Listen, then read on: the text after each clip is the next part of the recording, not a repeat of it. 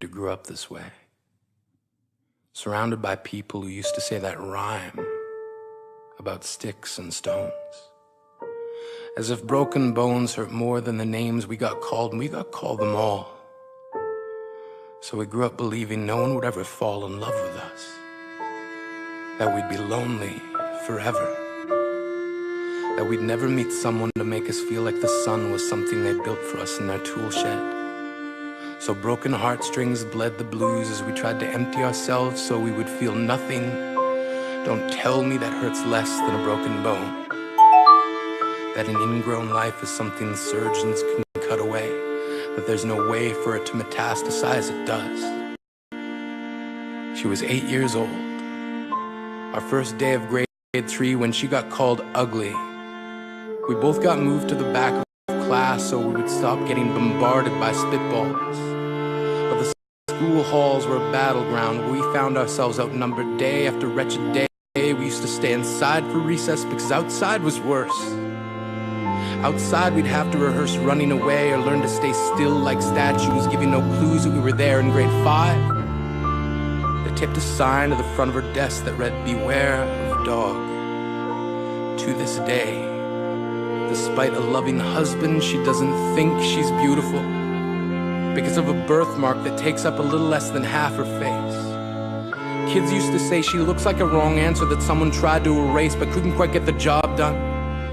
And they'll never understand that she's raising 2 kids whose definition of beauty begins with the word mom, because they see her heart before they see her skin, because she's only ever always been amazing. He was a broken branch grafted onto a different family tree.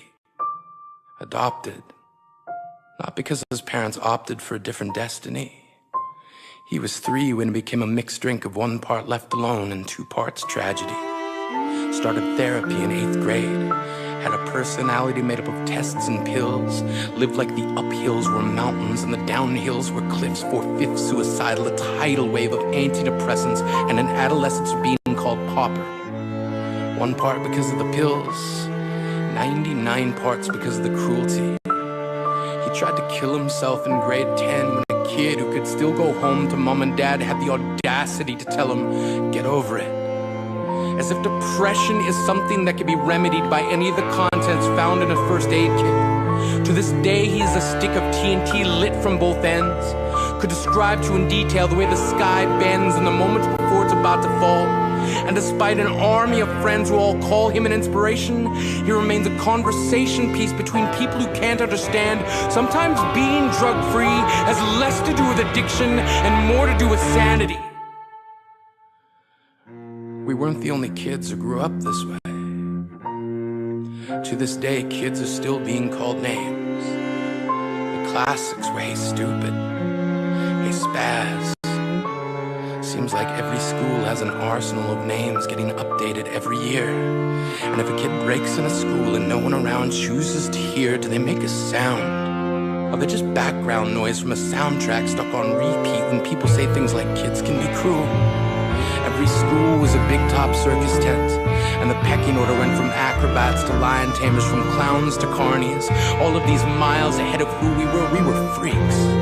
Lobster claw boys and bearded ladies. Oddities juggling depression and loneliness, playing solitaire, spin the bottle, trying to kiss the wounded parts of ourselves and heal. But at night, while the others slept, we kept walking the tightrope. It was practice, and yes, some of us fell. But I want to tell them that all of this is just debris left over when we finally decide to smash all the things we thought we used to be.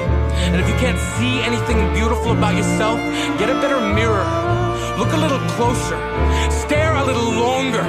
Because there's something inside you that made you keep trying despite everyone who told you to quit. You built a cast around your broken heart and signed it yourself. You signed it. They were wrong. Because maybe you didn't belong to a group or a clique. Maybe they decided to pick you last for basketball or everything. Maybe you used to bring bruises and broken teeth to show and tell but never told. Because how can you hold your ground if everyone around you wants to bury you beneath it? You have to believe that they were wrong.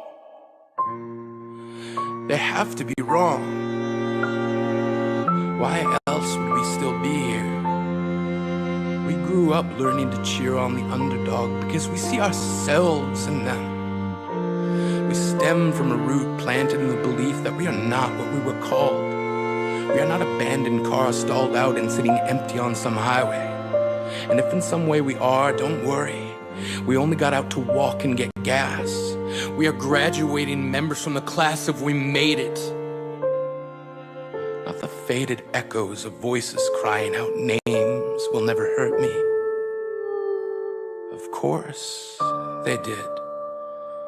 But our lives will only ever always continue to be a balancing act that has less to do with pain and more to do with beauty.